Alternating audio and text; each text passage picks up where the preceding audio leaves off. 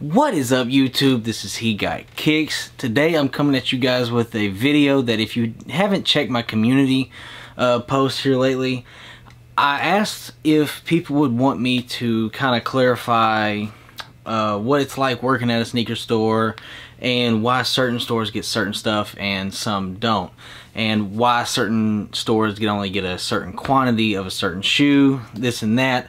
And I got a lot of votes, a lot of requests to do it, so I guess here we are. I'm gonna kind of go into my experiences of working at a retail sneaker store, especially the ones in the past that I've worked for, and just kind of go into, just to help you guys understand, because I know from the outside looking in, yeah, it seems fishy that, oh, why does this store always say they only get this certain amount, or, you know, it always seems a little off to some people, and that's just how it is from the outside looking in.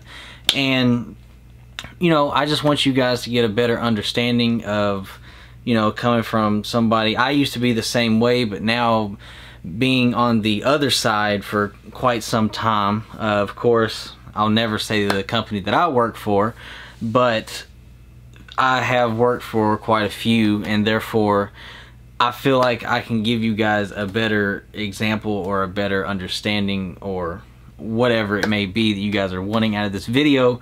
I've thought about it for a while if I wanted to do it, come out as, you know, you guys to get an understanding of what it's like, I guess, because not everybody gets to work at a sneaker store, not everybody gets to understand it. So I'll answer the first thing that I've been asked. I've been asked all kinds of questions since I started YouTube, and once people kind of figured out I work at a sneaker store, I get all kinds of questions all the time. Number one is, what is it like? Working at a sneaker store has been probably the best thing that has ever happened in my life. I have learned so much throughout the years about myself. I've learned so much about other people.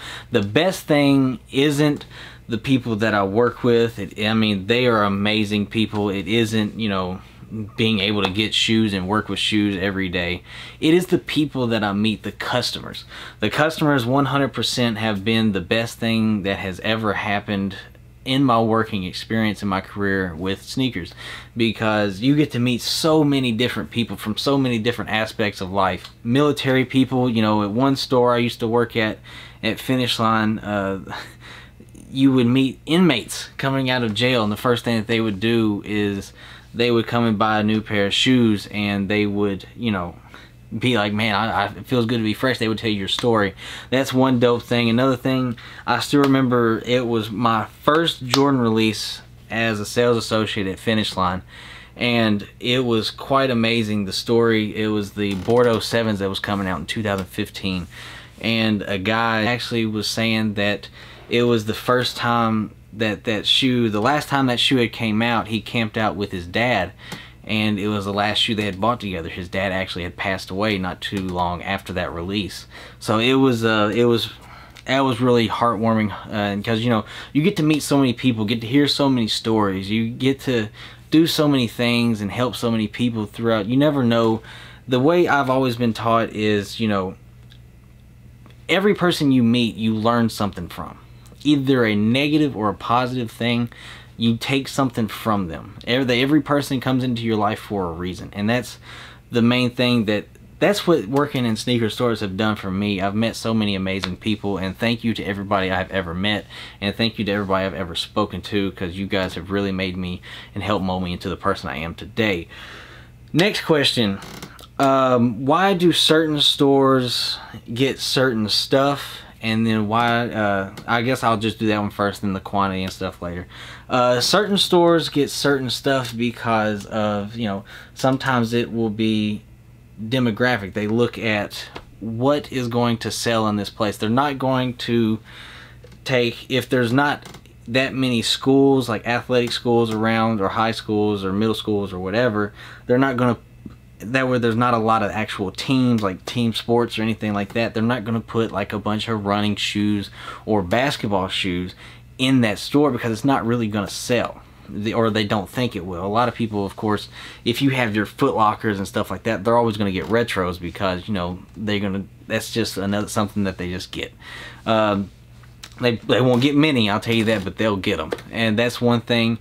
It's always based upon what that company feels like will sell in that specific area. That's one thing. Like, say, if they don't think you'll sell retros in that area, if they don't think that that market supports retros, that store just won't get them. It's all about what is going to be successful for that store in that area, what they feel like is going to move. Because at the end of the day, the only thing that's really important is the customers and getting what the customers want and need and what they feel like is going to help that store succeed around them. And, you know, that's a big thing. It really is. Another question is, why do some stores say they only get certain quantities? Because with the way that today is with the app, they can't backdoor, so that's out of the question. They can't fix raffles. They can't do this or that. So that's out of the question. They really are getting that many sizes, because look at it like this. How Nike looks at retailers is, what is your sell-through? That's the main thing. What is your sell-through on release day? Why do you think they're always pushing these shoes on release day, even if it's not a very good shoe to release? Even if nobody's really liking it, they're pushing it. They're making sure that it's out there. Because if it's out there, and I have even seen in my time with Finish Line, we were made to walk around with one of the retros that day. Just walk around with it, try to sell it. That's a major thing in today, is if Nike sees, man, they're selling a lot. Like, say, okay, a store got 40 pairs of the Concord 11s. They sold 35 in the first 4 hours. They almost sold out in 4 hours. They're going to think, man, that store, even though it is a very hyped up shoe, they're going to think, man, that store is really selling that retro. They're really able to move them. So therefore, the next retro, they're going to be like, well, let's see if they can sell this one. And they'll send it there. And they might send maybe 24 or 20 or half of what they sent. See if you can sell that one that's a less of a hyped up shoe. And if you sell that one, well, then they're like, well, let's up their quantity. Let's up what they get. Let's give them a little bit better stuff and see how they sell that. It's all about sell-through. They don't like it when stuff sits. They really don't. You may think that they do. They really don't. Because, I mean, us as sneakerheads, we like it because, man, anybody can go in there and get it at any point in the day. And anybody that wants to rock it. But to them, Nike wants sell-through. So if you're not selling stuff, you might not get any more, or you'll get the bare minimum. And like whenever these stores were saying, man, they were only getting 9 pairs of the Blue Chill 1s, or, you know, 12 pair of the Turbo Greens, they really are. They really are. I know a store personally, 9 pairs of Blue Chills. That's all they got. I know this for a fact. I know stores that got 9 pairs of Turbo Greens. Personally, it's a fact. So that's the main thing, like with why stores get certain quantities, because if they don't have a good sell-through, now those are hyped up shoes, the Blue Chills and this and that, but if they're only getting 12 pair or 18 or, you know, or 9 pairs of like the Laney 5s or the Laser 4s, it's because they have not had a good sell-through with previous releases, even though they're still testing them to see what they can get. Now if they start moving that stuff again, then the quantity is going to keep going up, and then the quality of releases that they get will continue to improve as well. That's one big thing that it has always been asked, is what's it like, why is there certain quantities that come out? And, you know, it's just a lot of questions that I get asked, but those are the 3 main ones that I really have to go over with you guys, because it's the ones I always get asked. I always get asked, what's it like to work at a sneaker store? A lot of people don't know, like I said, but it is honestly the most amazing thing that I've ever experienced. Probably ever will experience, honestly, because the people that I work for, the people that I work with, the most amazing people I've ever met, but the customers are the main thing that I love and enjoy the most. And I really hope that I give you guys a little bit of insight onto, a little bit of understanding really, into why you guys can only say like they only get 12 pair, because they really are. Now, like Foot Locker, they can kind of, you know, hold a pair back for an employee, but it's not a high percentage. I think it's only 10% of the stock they can hold for an employee. So if you have 10 shoes, one employee gets it, which to me is very fair. It is very fair, because what are the perks? I mean, you work at a sneaker store, and if you can't get the shoe, there really isn't another perk.